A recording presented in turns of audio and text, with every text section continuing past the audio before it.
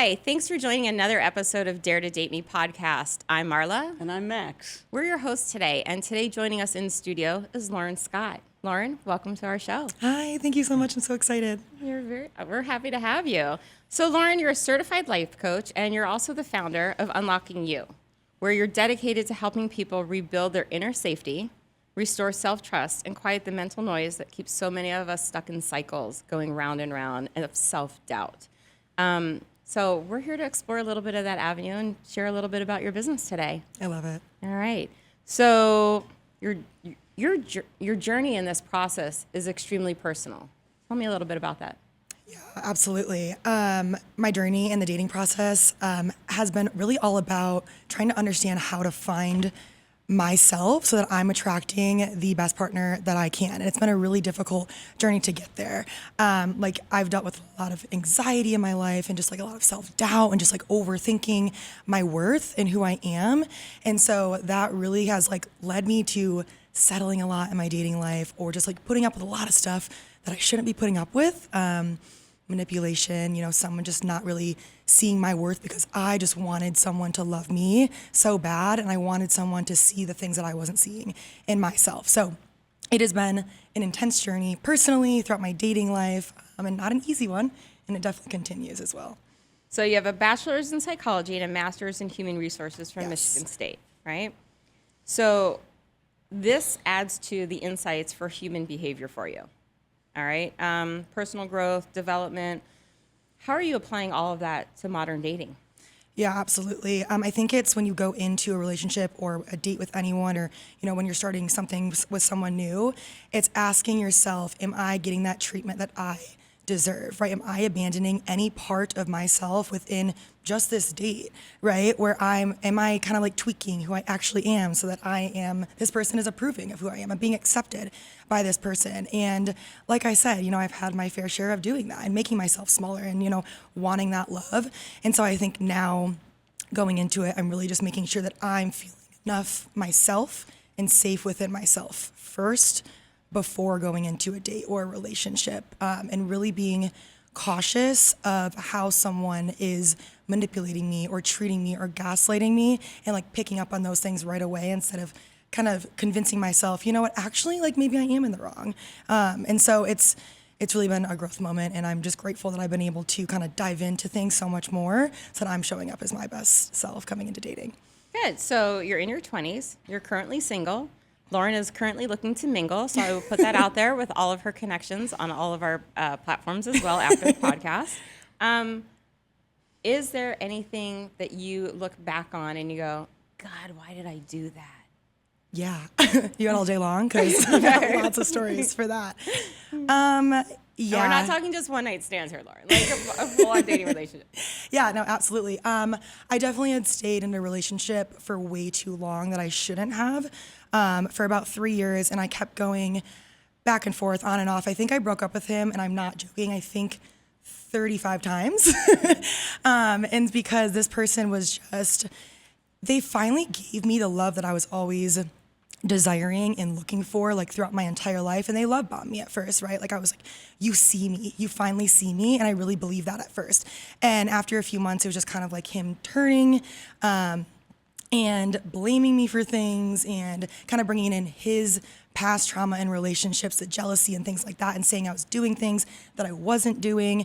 But the highs are really high, right? But then he would come back and say, but I love you and you're amazing, and would tell me all the things that I was needing to hear. And so I would say, oh my gosh, yeah, and you're right about everything that I was doing. Like maybe I was, acting, not great in this relationship, or, I was believing the manipulation because I just wanted that love so bad. So there's a whole bunch of terms for that nowadays, right? Yes. yeah, Love bombing, yep. gaslighting. Like, how do you spot them? Gaslighting's been around for 90 years, I hate to tell you. And it's going. And sometimes you just have no idea. For the most part, you have no idea that it's actually happening. I think that now I spot it. I just really listen to how I'm feeling when someone's talking to me. And if I'm questioning myself, and your truth, deep within your truth. And so when someone's kind of turning the truth or turning it back on you, you start to question, but you have to go back to that truth of okay, this is not right. I need to get out of this. No matter how much this person's going to love bomb me again, right? It's not real. I've got to escape. So How many dates does it take you to get to the center of that universe, right? It's like the old adage, like how many licks does it take to get to the center of the lollipop? Yeah. How many dates is it for you? Because I know I know where my threshold is now. I would say, I think you said 3 earlier. I think 3 is right when you know, like, it's interesting. First date, I'm like, oh, I'm kind of in love. Second date, I'm like, I'm seeing little things, but like maybe I could put up with it. And then third date, I'm like, I gotta go. Right. I gotta get out of here. See ya. Yeah. That's when I text this one. I'm like, in 25 minutes exactly, I need for you to send me an emergency 911 text to get me out of this situation. Yeah. And then that's that. I don't even make up something. I don't even care anymore. Just like get me out of the situation. Yeah. It doesn't matter to me. I'm not even in the same state. Yeah.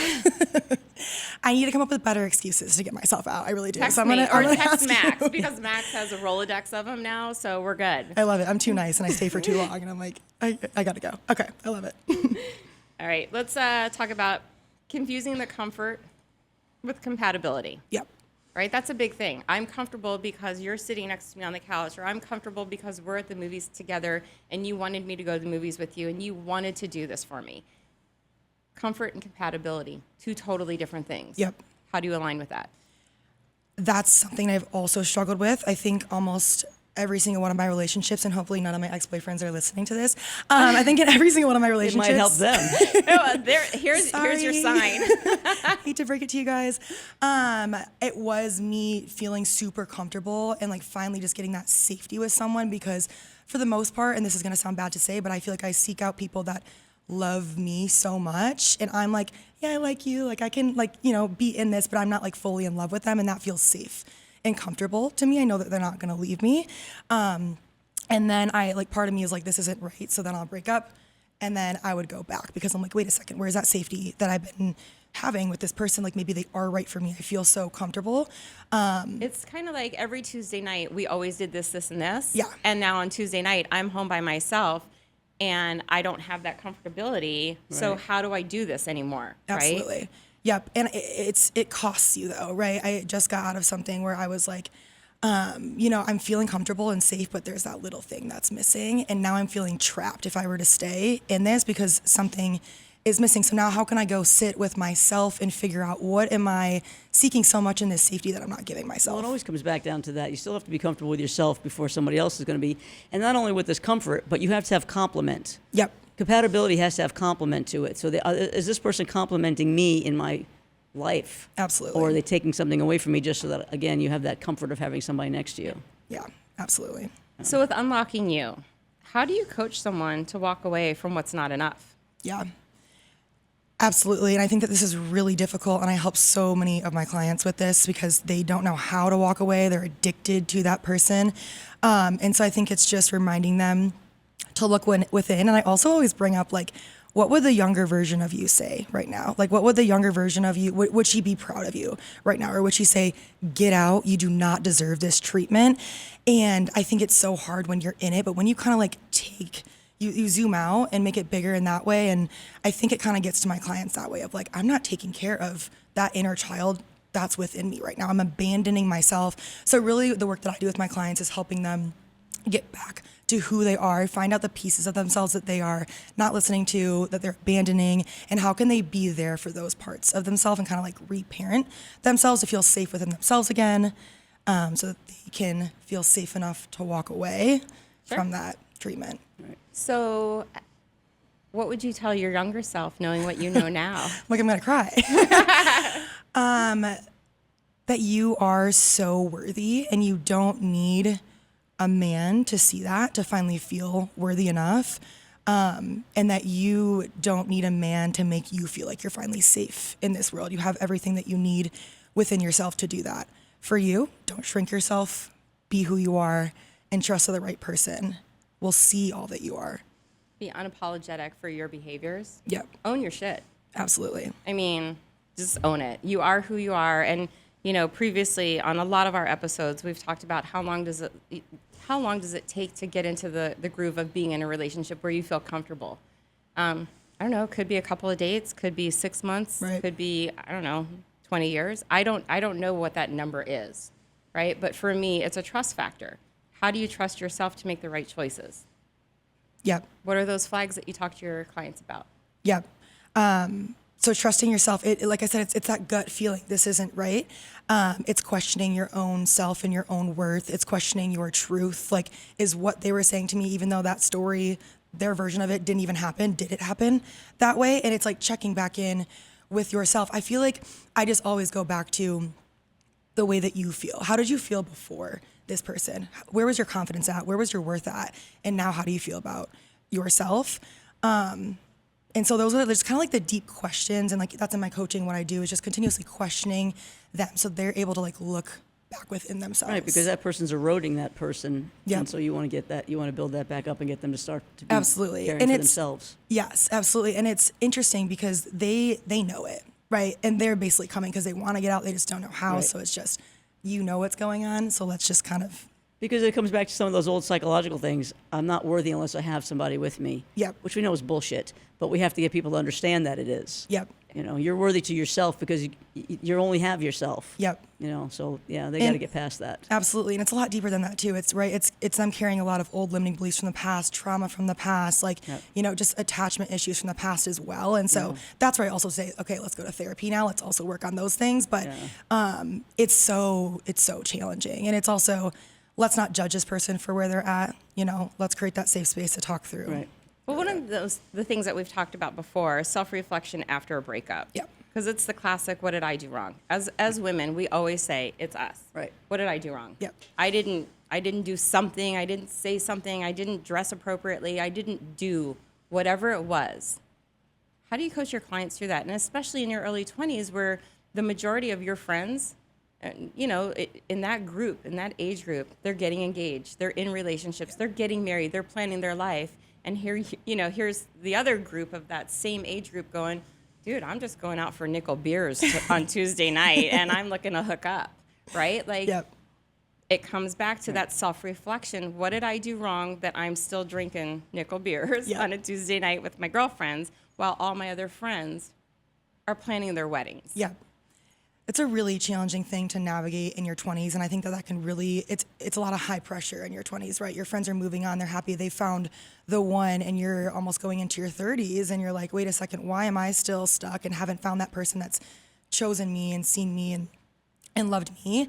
And so it's interesting. It's kind of half and half right now with my friend group that's kind of going through like the single, like where's my person? And then the other group where like I'm going to, weddings this year, next year, like people that are my same age.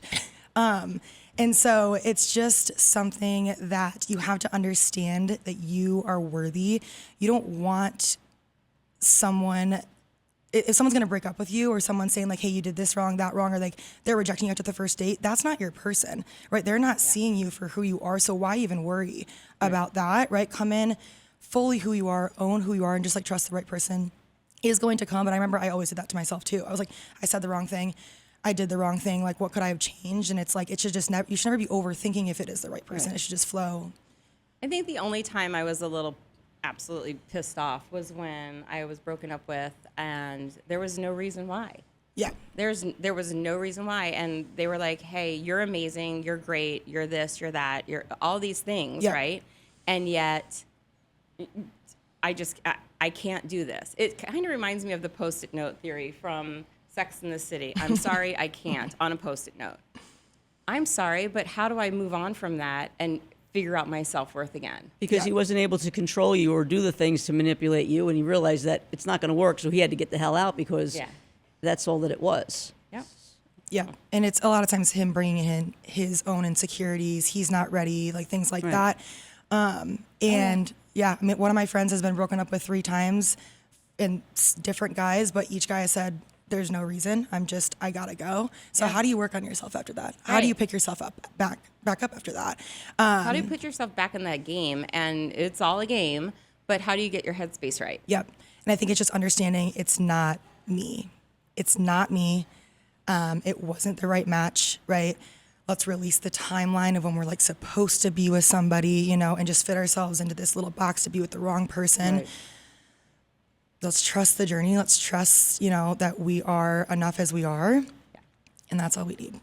And if the person that did this and broke up with me is watching, I'm just going to tell you now, I went out to dinner with someone else the next night. So there's that. I was gonna say their loss. Yeah. They're still So I'm thinking like, about it. I know so, it. there's that. And they always come back too, which is Oh interesting. yeah. Oh yeah. They Three start months lurking. later to the day, Yeah. I got that text message. Yep. Yep. And I was like, I'm sorry, who's this? Yeah. Welcome back. I expected you. Yeah. Yeah. I'm good. Hello. And next. Anyway. Well, Lauren, how do we find you? How do our listeners from Dare to Date Me podcast, how do our listeners find you? Yeah, absolutely. So I do one-on-one and group coaching with my clients, and you can book an appointment, like a free call with me on my website, unlockingyoucoaching.org. I'm also on TikTok and Instagram as well. Excellent. We will make sure, once again, for all of our listeners to link all of Lauren's contact information, all of her links to anything that we have on social media, all of our platforms will be connected. Yep. Lauren, thank you for your time today. It's always a pleasure to see you. Yeah. I appreciate it. Your Thank message you. is powerful, and it needs to be heard by everyone, not just those that are in their 20s and early 30s. Yeah, literally everybody. I love it. Well, thank you so much for having me. You're welcome. Thank you.